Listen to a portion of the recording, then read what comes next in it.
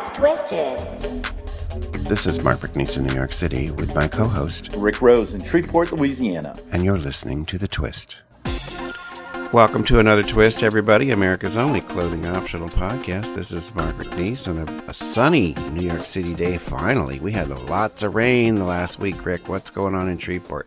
Yeah, how'd you know I was in Shreveport? We didn't identify that before we started. The introduction says that I'm in New York City and you're in Shreveport. I know, but sometimes I'm not. And I'm going to be in New Jersey soon, but I don't want to have to do redo the introduction. We'll figure that out when the time comes. So I got a thing on Craigslist for another intern, so we'll have some help soon.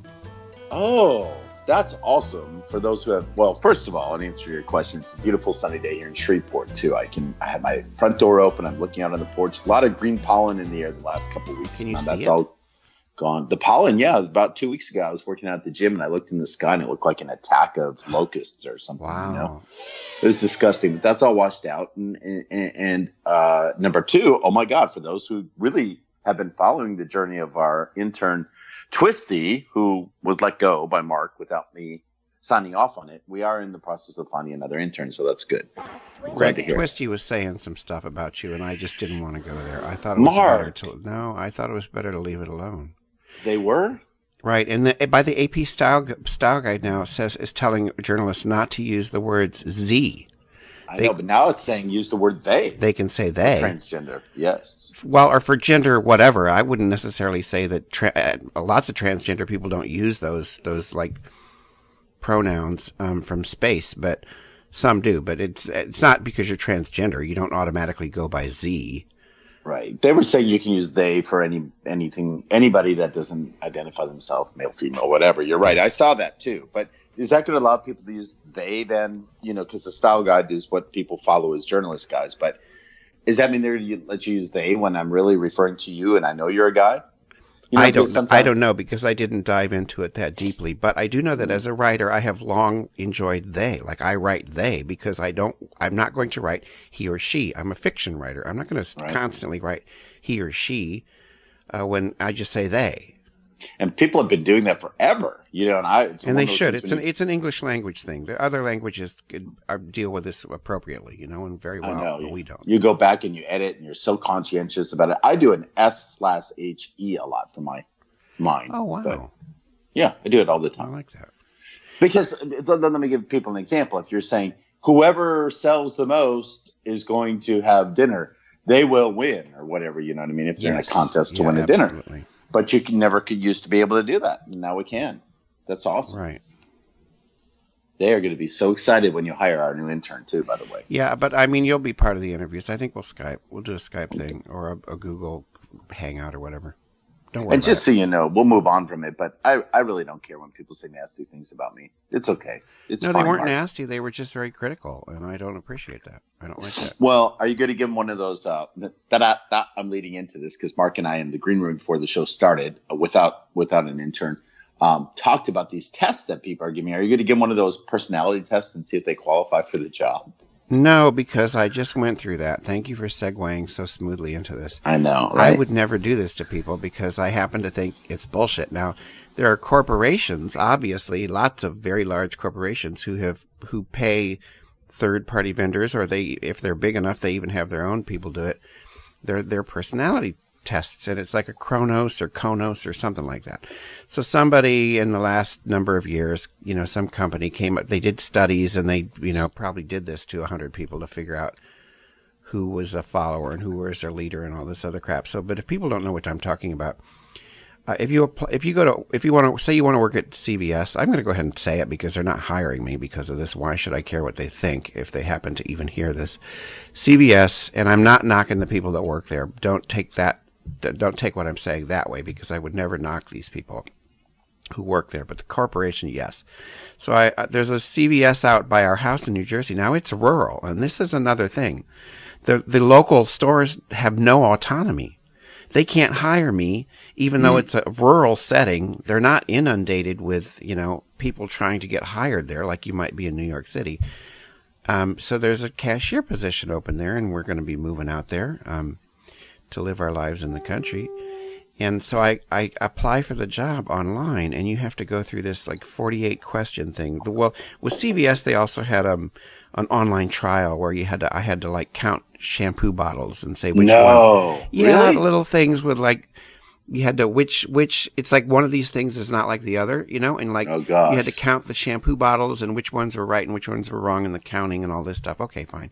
But then they also have these, cause I did two other, I did it for Staples and I did it for PetSmart. Now, PetSmart I passed. I actually got an email quickly saying, you passed our personality test, but they never Oh called me. my. Anyways, My. it's like, there are all these questions to find out if you're a follower or a leader or if you're honest or dishonest. And to me, it's so subjective. And it's like, if a customer comes up and they're irate, should you, one, call the manager immediately, two, tell the customer you'll help them in a moment, that kind of thing. So Yeah. I fill it out as honestly as I could be, you know, because Right. if you try to rig it, you're not only are you not telling the truth, but you're going to not be happy in the job. So ultimately, it's a good thing I didn't get hired. Oops. But anyways, the guy likes me, right? He's a gay guy, and so I thought, oh, I got a little extra foot in the door with that. But I interviewed with him on Sunday because they hadn't received my application that I did 3 weeks ago, and it was a new job rec. So we thought that maybe it just got gummed up in the system. So I interview with him. He tells me I call back like two different times. He's so excited, can't wait to hire me. Oh my. And then he says, I'm so sorry, but you failed the personality test. And like I said, they have no autonomy anymore. They are not allowed to hire somebody they might think is a really good person to hire because corporate in some other city, in some other states, often, you know, it's just it's like bots. It's like robots, you know, systems Right. and robots. God, we were talking about that the other night at a dinner party about how computers are being trained without even training them. They're just training themselves by looking at pictures and making analogies and all that. And this is a perfect example of that. When and I hate to say it, Mark, but what, for a $9 hour job? It's a $9 an hour cashier That's the part job. I can't stand. That's crazy. And it's not, I don't look down on the job. That's why they should hire people like me. I'm older. I don't want to work in an office again. I don't want to be an executive assistant Right. making $80,000 living under constant pressure. I wanted a simple job that I would enjoy that was near my home. Well, a couple of things that resonate with Would me have when been you said perfect, about. but Well, it would but have been apparently I think for myself, and there's some kind of red flag that if you think for yourself, you're not right for this job. I don't know. No, I don't know. That's it. I think that what's interesting is I have my own stories about these two having. I mean, working for one of the largest media companies, we do two kinds of tests. One for basic level when you're starting out as a sales rep or whatever, and then if you're going into management position, they called me for this job, this company out of Omaha. And it was a 45-minute interview, and it wasn't even an interview. There were quick questions, like similar to the ones you ask, and then they analyze it. But what I find so interesting is, first of all, let me just suggest this is a trend. It will go away. Right now, corporate America is saying it's so important because had you applied for this job 10 years ago, Oh, right. The manager, the guy, and I know we can't take up too much time with it, but he said to me, he never had to do this. Because Right. they may have only been doing this for the last year or something like that, 2 years. It's not, That's you know it. what I mean? It's like, whatever happened to getting hired because you went in and talked to somebody and they liked Exactly. Well, and that's my second point. My boss and I would take those things, and when they came in, they at least gave us. They said this is just information for you to use to decide for coaching if you should hire the person, even though the test came back like really low score in this one area. You could overcome that, and you could hire people just like they gave us the option, even when you had a mark. You know that law's changed now, but when you had a mark that you were a felon, you would find out what kind of felony conviction it was, and they would suggest to you, human resources, you make that decision if that's going to affect their job or not. So I had a lot of people that were, had felony convictions for carrying drugs or whatever. I just had to make a decision if that was going to affect their job as a salesperson. So I do like the fact that you can use it just as a walking tool. I think it's really sad, like in your case, where it was a definitive, because that's ridiculous. So we used to take these and analyze them and say, this is someone's score that's currently on the team. Will this person come into play? Like you suggested, this guy would have probably loved to work with you. And that's not even taking into account that guy's, his situation and his score, because he never had to take the test. So it's ridiculous. I'm sorry you didn't get the job. Do not test our intern using one of those, please. Don't do it. I won't, and I sort of figured this is why I may not have heard from the Giant, because I applied at the Giant grocery store and also Staples. Jesus, Mary and Joseph. It's weird. I've been going to the Giant for 10 years, and they've said, I've even talked to them couple times there was the cashier, like the head cashier lady there. I'd love to work. Oh, we'd love to have you. All this other shit. But if the corporate office in Philly is not sending you my resume, or they're telling you, I failed something, some personality thing. It's just really sad in my opinion. But it's also a message to Mark. You're a writer. You're a producer. You're all these other things. I don't know if it's really that message. I mean, we could go on and on about corporate America, because I like to complain, and then I'm out with other people, and they're like, "Well, that's true of our company too." It's all gone that way. I mean, another example is like, I think they make the system so hard because they're like, if you don't do this, and you're not going to qualify for this benefit, or if you don't submit your expense report on time, you're not going to get it. I had a $577 expense report that I had to catch up on from January, because I switched jobs, and these were receipts from before, blah, blah, blah. And I was told from the head accountant, shame on you, in an email, you may jeopardize getting paid that money. You better believe I said, if I'm not paid that money, and I was this week, I would have went to my boss and said, I'm out of here. You're going to do that to me because I didn't follow the system in a timely manner, which I was never set forth to tell what that timely matter was. And that's true too of commissions. If you don't track your own commission, almost old school, on a piece of ledger paper, because the system we use to track is called Salesforce, I swear to God, and I'm not saying my company is doing this, but it seems so difficult now that these companies are doing these at this big corporate level to prevent. You have to almost fight for every right you have. Or your health benefits. I misselected my dental benefits. I ended up paying $1,000 for a tooth because I thought I selected my plan from last year, but they had split the plan and tried to tell me they did. You know what I'm saying? It's just gotten so complex. Yeah, we got to move on. We're getting too complex, I'm afraid. No, it was. Oh God, I got all worked up for nothing. You know where you could work? Well, I know, but we can't go on about it, because it's like half our podcast is over, and I'm talking about this stupid. No, it's interesting because I think people can relate. If you like it, give us a comment, guys, on the below, or send us a note. But listen, you could go work at the Trump store in the Trump Tower. They had this shirt out called, what is it, like, shut the fuck up media? Shut the fake up media. Did you see that shirt? Like, fake media is in big letters in blue. Is this your first headline? No, I just saw this shirt and I think it's ridiculous that they're selling this. Shut the fake up media. Okay. Not funny. Ready for some headlines? Yeah, go ahead. Well, my big headline, it's going to be my big story, is just the erasure of LGBT people. It's so easy. It's not a full frontal assault that we're getting from the Trump administration, but they're doing it in various other ways, like making sure that we're not part of the census, which is I'm going to talk about, in the LGBT elder needs assessment that they do. It's a national survey. They've dropped LGBT issues from that, so we're being sort of vanished as well as they can without actually coming out and being hateful. Plus, he signed an executive order, of course, overturning Obama's executive orders, protecting, making sure that contractors with the federal government can't discriminate against queer people. That's gone. So they're getting us in ways that they can, and we got to keep aware of it. Oh, I'm going to switch gears because I know we'll go back to it. Here's the headline I have for today. School prowler caught with his baggy pants down, hanging from a spike fence. Oh, I saw that. Not so great escape. Did you see the picture of it? No, it's funny because it was on my phone. The image didn't show up. My image showed up, and it was funny because this guy with these baggy pants, the story goes on to say this suspect didn't get collared, he got pantsed. It happened in Tucson, Arizona. He was crossing over the fence of an elementary school. I don't know. He was fleeing, and he got caught. And there he is hanging. His underwear showing, his pants caught him on the fence. It's very funny. Go look it up online, guys. Just search for it. It's funny. The all-male photo op is not a gaffe. It's a strategy. This is from, where was this from? New York Times, of course. I read them every day.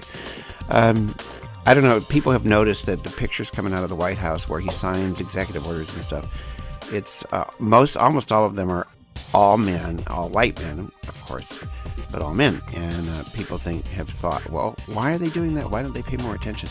And this woman, this op-ed contributor, made the case that it's deliberate, that it sends a message to his base, to the right-wing base, that men are back. That we've got, because I think a lot of these supposedly working class white guys or white nationalists, whoever they are, they've been aggrieved for years about the rights of women and women's equality. And it's their time in the sun. So This woman says that these pictures it's not an accident that there aren't any women in them. It's deliberate. Yeah, just so much for, what did they say? They were the unspoken or unheard people. They've been heard for fucking years. Maybe the last 20 years they had to share that voice or whatever. But anyway, here's one back on the crime beat. Man leads police on high-speed chase and stolen street sweeper. The images there are funny, too. I love my YouTube videos. And it's a street sweeper. It got up to 65 miles per hour in this chase. And it chased the officials, the cops had to chase it for 10 miles. Washington County, Hillsborough, some little state. I don't know what state, but Washington County, some state. I think that's funny. It is funny, and I didn't know they could go that fast. Neither did I. The things you learn.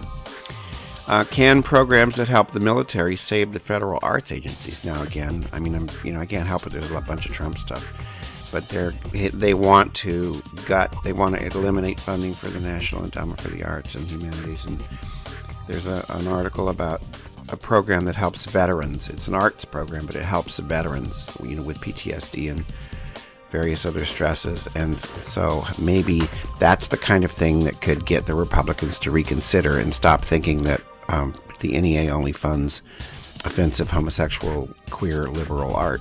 So. I got it. Here's a hot story out of Miami. Miami lawyer's pants erupt in flames during arson trial in court. Really? Yeah, it's a story that came from the Miami Herald. No video on this one, but apparently his name is Steven Gutierrez. He was arguing that his client's car spontaneously combusted and was not intentionally set on fire. And while he was fiddling in his pockets, giving his briefing or whatever, all of a sudden he clicked something and it went on fire. He was unharmed. He was rushed out of the courtroom. Spectators were stunned, of course. And he said it wasn't a staged event. Something ignited in his pocket. Very funny. I just love that headline. I do like that. That's fun. Rick Perry slammed. Oh, yeah, he slammed Texas A&M's election of a gay man as their student body president as, quote, a stolen after a gay student wins. It's his alma mater, I guess, but he said that it was the election was stolen in favor of diversity or some weird shit. But he wasn't happy that a queer was the new student body president. So I am. Here's a good one. This happened too. This is out of London. Supermodel. It involves a supermodel and a snake. Guess where I'm headed with it. They were doing a photo shoot. So the headline reads, "Snake dies from silicone poisoning after biting model's breast during photo shoot." This model, her name was Auric Fox, was getting very close and friendly with this boa constrictor, but the boa constrictor took objection, bit her in the breast, which was an implanted breast. She survived with a tetanus shot. The reptile later died from silicone poisoning. I love it.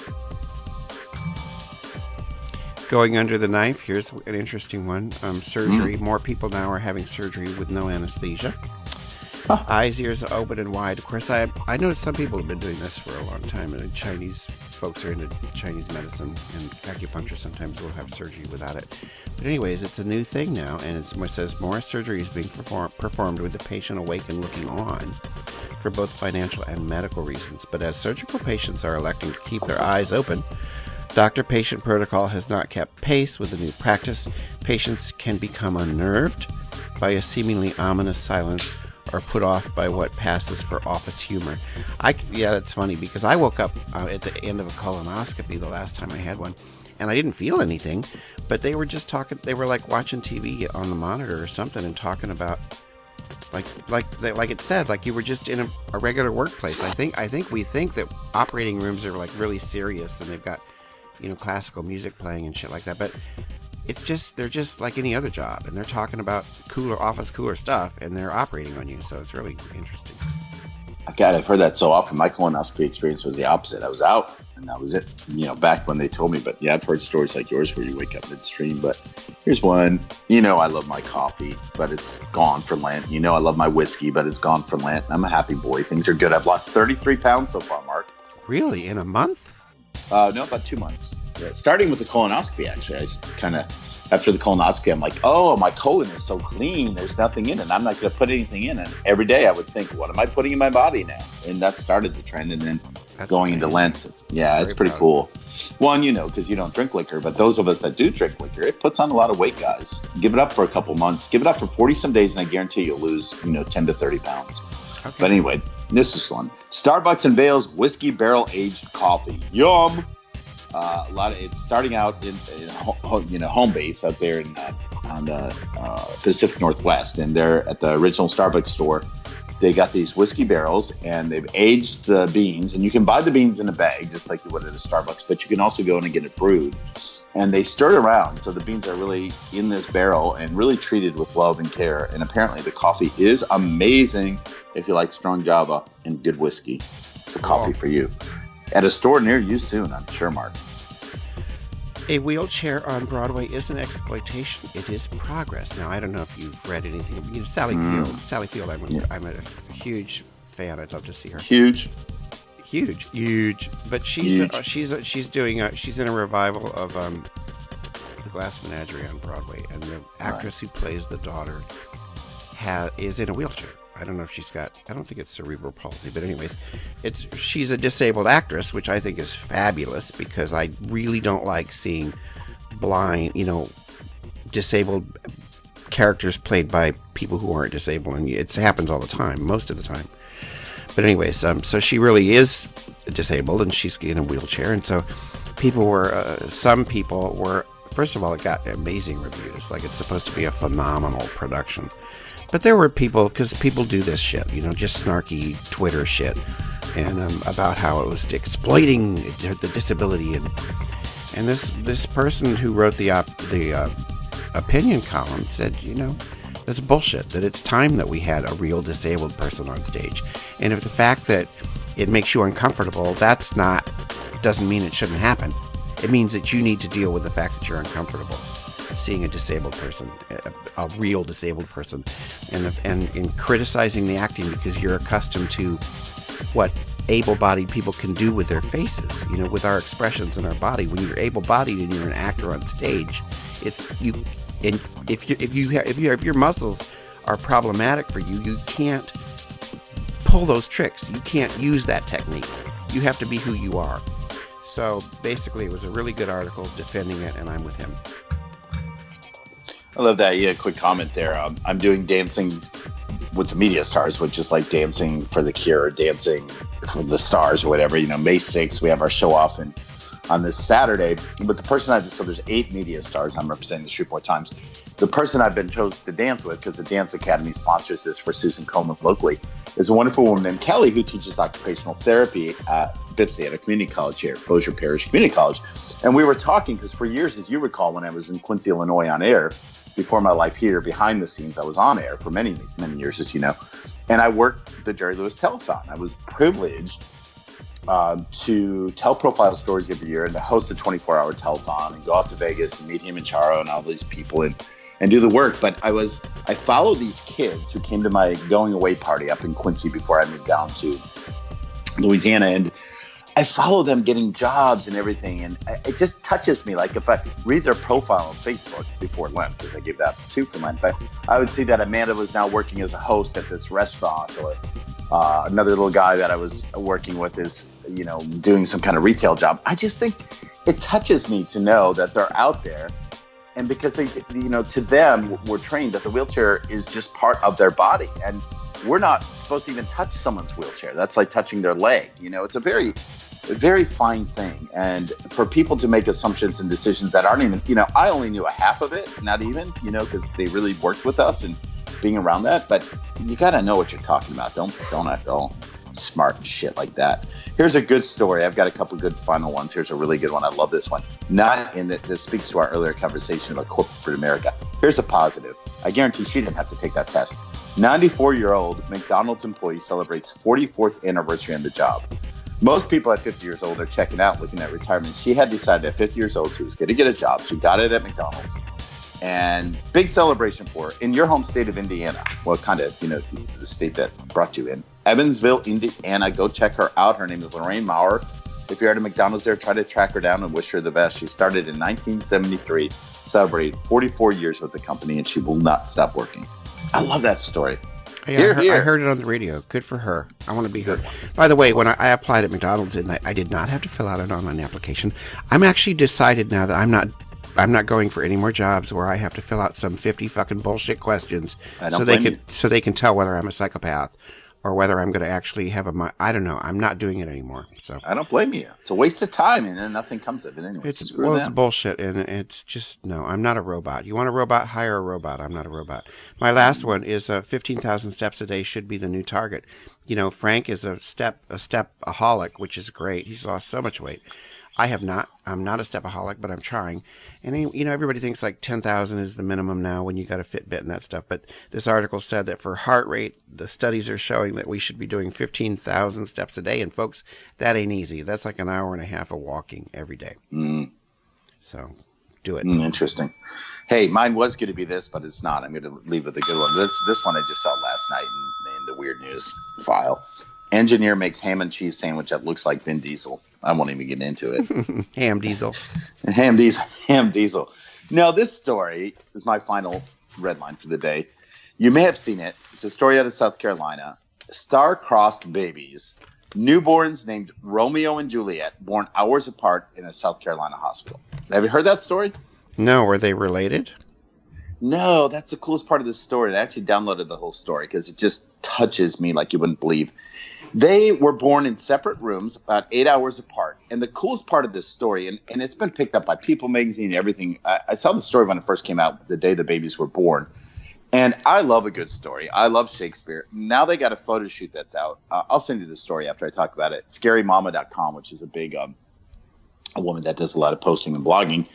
They arranged a photo shoot. And these images of the two babies, and they're adorable. But their parents had predetermined their names even before they were born. And oddly enough, Juliet's name was inspired by a TV character. They wanted a J for the name to go with the son's name, Jonas. And they picked Juliet from a TV character out of the show Psych. Oh, wow. The character's name is Jules. And then Romeo's parents are named Morgan and Edwin Hernandez. They chose his name in advance. It's funny because the quote by Morgan says, "It's funny because we didn't even name him Romeo after Shakespeare. We named him after a singer named Romeo Santos that my husband and I both love." It's the coolest story. And now they're saying, hey, we're going to follow these kids through the years and kind of see what happens to them. The first photos are out, guys. It's adorable. I'm sending you the story now, Mark. But isn't it great? You know, they always say Shakespeare had these great twists in life. Well, ironically now, if that's the right word to use, this happened. These babies born 8 hours apart with those names. I love that story. Sorry. I like that too. It's very heartwarming. I'm sending you the story now. Now let's tear it up. Well, I got a topic. You got a topic. And do you have topic and final thoughts or just a topic? No, my topic will be my final thoughts. How about that? I'll join in on your topic. Well, then I'll go. Just say yes. You start. I'll go. By the way, we saw Get Out, the horror movie that's done by Jordan Peele. It's my favorite movie of the year. I love it. Really good. Really about racism. It was really good. I loved it. Oh my God! The end when the cop. Well, we can't give away the story, but we can't spoil it. It's brilliant, and he's getting recognition, and he's making money off of it. Yes, Keys good and for Peels, him. You know? I'm happy.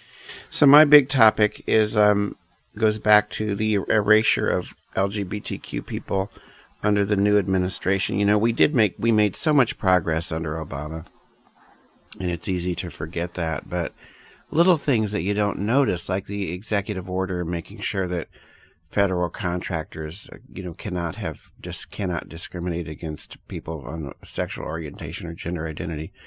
And our new president has eliminated that. That's gone. 2 years ago, I went to the LGBT Elder Housing Summit at the White House. There certainly will not be another one under this administration to deal with the issues that face queer elderly people. And they are unique. We've talked about it before. We have our own challenges because of who we are. And when you get really old and you got to go to a nursing home and they're homophobic or that you can't. Anyways, so there were questions dealing with our issues that were on a national survey that's done to allocate funds and we've been taken off of that.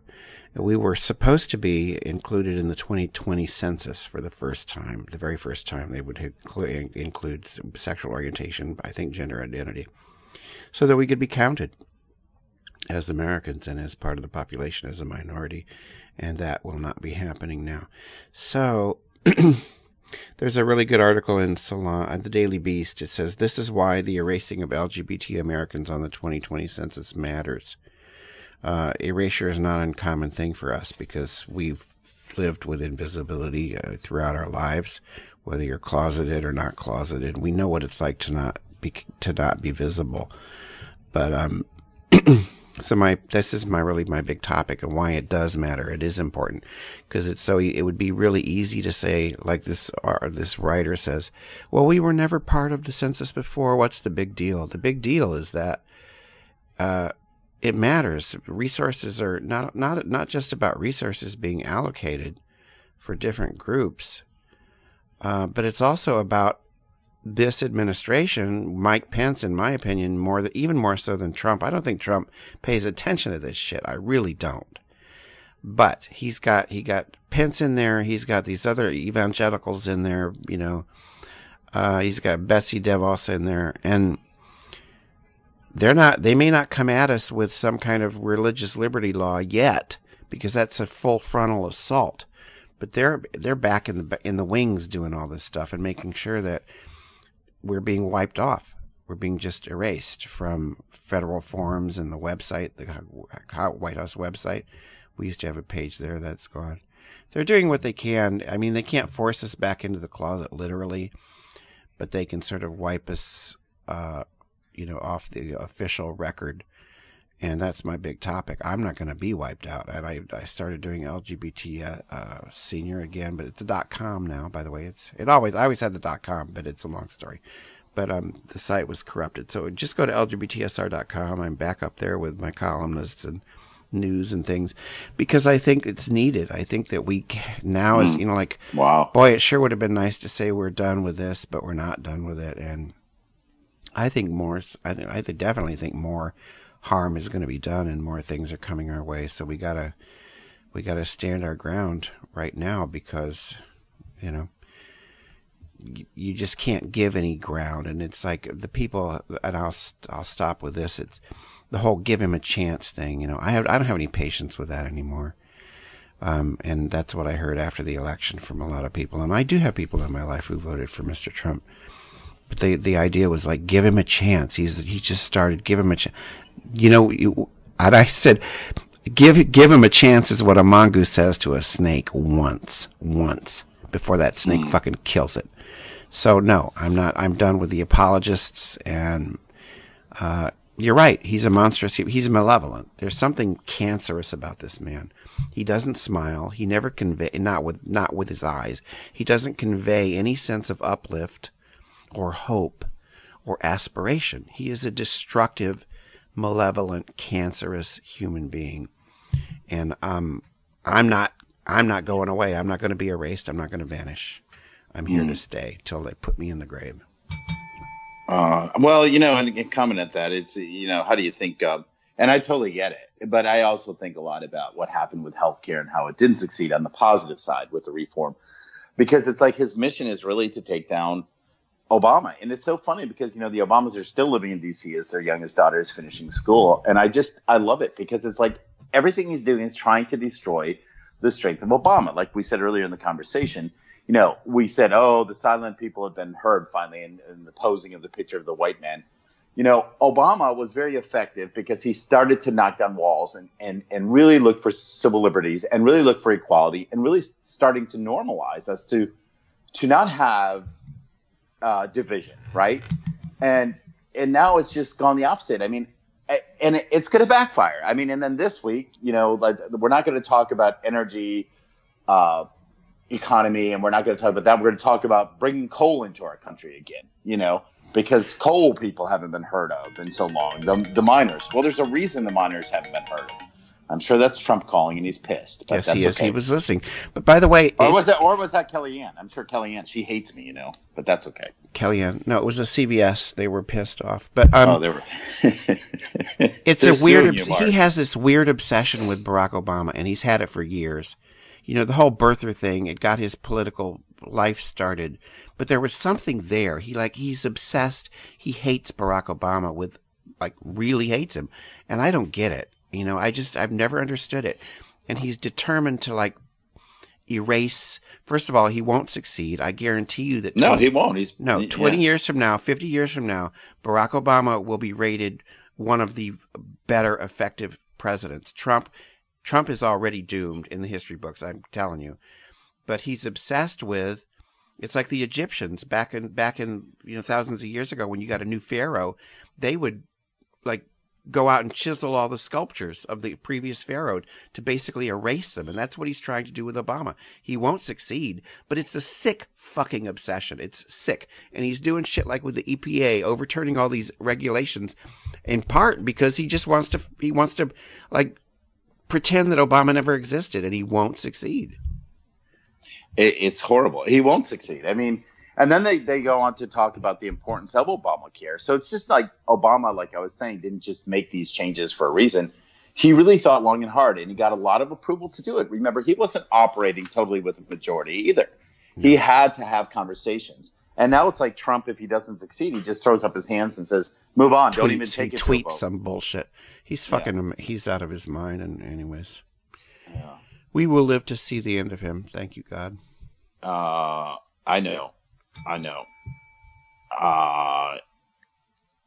You lose your train of thought? Yeah, a little bit, because I'm trying to put it in perspective, and I can't. You just go on day to day and just know, like you said. I think, Mark, we have to stay at the positive. That as much you saw this backlash coming, and it's not going to happen. And because it's like people like you that are going to keep the fight. You were ready to retire that website. I know that, and there's a lot of people that just keep moving.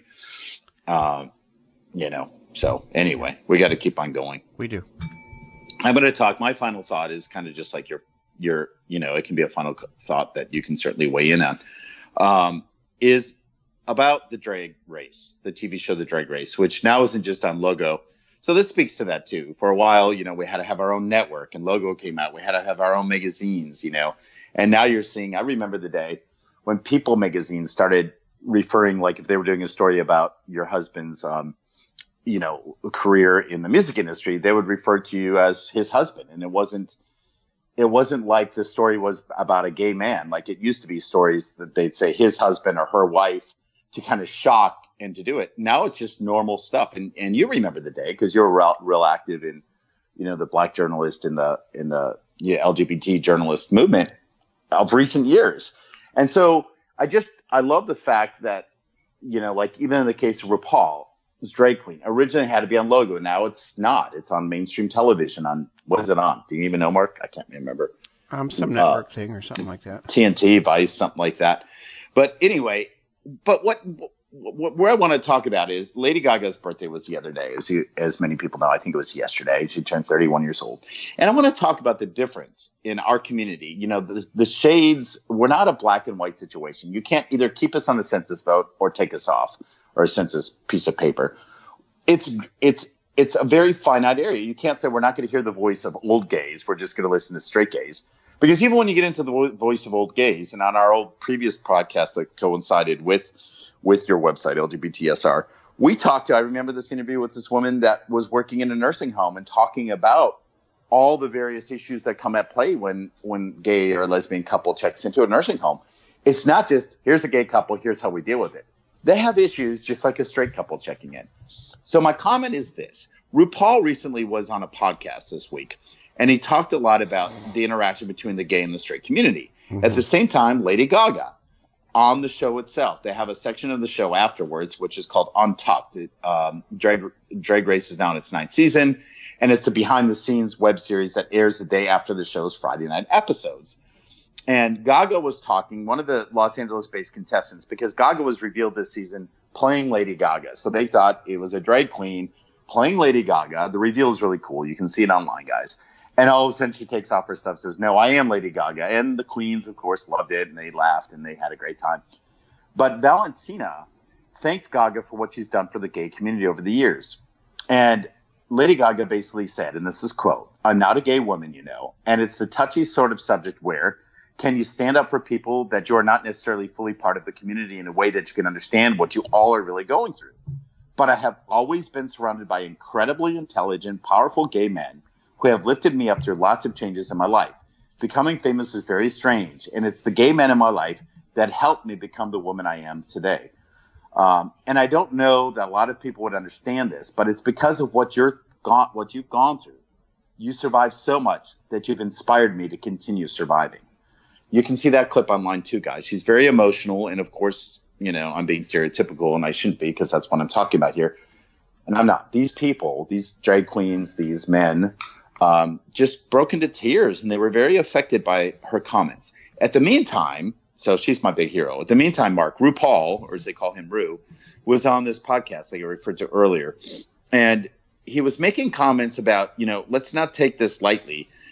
People have looked at me for years as an entertainer and have asked me to decorate their faces and decorate their couches. And he's basically making a claim that the LGBT community is mistreated by the straight community because straight people haven't integrated us like gays have integrated straight people. Like for me, I had my friends over last night and they're just my friends. I didn't bring Ken over because he could fix my cabinet or Courtney because she could tell me what to wear for my dance thing. I brought them over because of my friends. He's saying it's kind of the opposite, that Ken and Courtney would want me, and this is by any means not true because Ken and Courtney and I talked about it, because I'm the guy that they want to bring to the parties and be the fun guy, and I'm the guy that can help them hang their art and tell them how to hang it. And I can go out and, you know, talk about Courtney's feelings to Ken because he doesn't understand female feelings. So it's really interesting. You got to read about it because RuPaul is basically contending that we are still discriminated by the straight community because we're looked at no more than just gay guys who can make things pretty. And that's juxtaposed against Lady Gaga, who went to the heart of the matter and basically said, it doesn't matter if you're black or white. Now I'm going to sing her whole song, but it doesn't matter. You know, we're all part of it. I'm sorry. It's a very touching thing for me because these are people, because you know how much I love my Gaga. But anyway, that's my final thoughts. My final comments is see people for who they are, not what's on the surface. You know what I mean? Yeah, and I don't necessarily agree with him. I mean, no, I don't. You know, we have our own experiences, and RuPaul is a famous person. RuPaul travels in circles that I will never travel in. Mm-hmm. So I don't know what he's talking about. I mean, I'm not a decorator. I'm not. I don't think I'm a typical. I don't even know what a typical gay man is, but I'm. That's what I mean. I guess it sounds to me like he's talking about like, you know, my gay decorator friend or my gay funny friend or my gay let's go get drunk and shop friend. I don't get that because that's not part of my experience and never has been. So no, he basically says people here's his quote. People don't know how to place me in their consciousness. They think, oh, you must be there to make me look good. That's what gay guys are, right? That's because he's RuPaul, and I'm going to stop because I don't want to carry it on. But I'm trying to make a point that that's his experience because he's RuPaul. He's not just a black gay man working at the drugstore. He's fucking RuPaul. And what pisses me off, he's claiming that experience for all of us, which is what you're saying. It's not necessarily true. Right. I love him anyway. Gaga. You love him? I like RuPaul. I mean, why not? I have nothing against him. I never met him. He said some shit that people don't like. But whatever. He's RuPaul and I'm Mark. And you're Rick. Mm-hmm. And Gaga's Gaga. And I love her. Happy birthday, Lady Gaga. Yeah, happy 31. Wow, what a baby. I know. Are we ready for the end quote? Because we've got a long show today, folks. And it better not be from RuPaul because I will hang up this phone and never come back. Oh, no, it's not a quote from RuPaul. It's a quote going back to my big topic. It's from that article about Americans, LGBTs, Americans not being on the census. And it was I put it on Facebook because I really liked it. And it's a gentle quote, but it's very true. He said, his name is Tim Tiemann. From writing for the Daily Beast. He says, if you want to understand the anger felt over the news that LGBT people are not being counted in the 2020 census, consider this. If you are straight, you have always counted. You have no idea what it is to not be counted or to not count, or what the implications of not being counted may be. For you, it just happens. Wow. And I mean, it's just a very, very straightforward, truthful thing. He's not accusing anybody of anything. It's like when you're white, I have no idea what it's like to be black. So, and the same thing was true with heteronormativity and cisgendertivity and all of this stuff. If it's, and we've experienced this, I know we have as gay men all our lives. It's like people don't get it, that they're not discriminated against. They don't know what it's like. So you don't know what it's like to be invisible. You don't know what it's like to be in the closet because you never had to be. Anyways, that was my quote. I thought it was beautiful. I love it, and it ties in with everything we're saying. It's funny how your final thoughts and mine kind of all go together, and then the quote comes together. Kumbaya, my friends. Kumbaya. Everybody, thanks for listening, sticking with us through another twist, America's only clothing optional podcast. I'm going to put some clothes on now, I think, Rick. Yeah, I'm going to dress up too. And the good news is we didn't break up on this show. Often we have like audio technical errors. No, we had no problems. It was so smooth. It was good. Makes me happy. Hey, have a great day, guys. Thanks for listening. And your opinion matters too. Share it with us anytime you wish. Bye. Bye.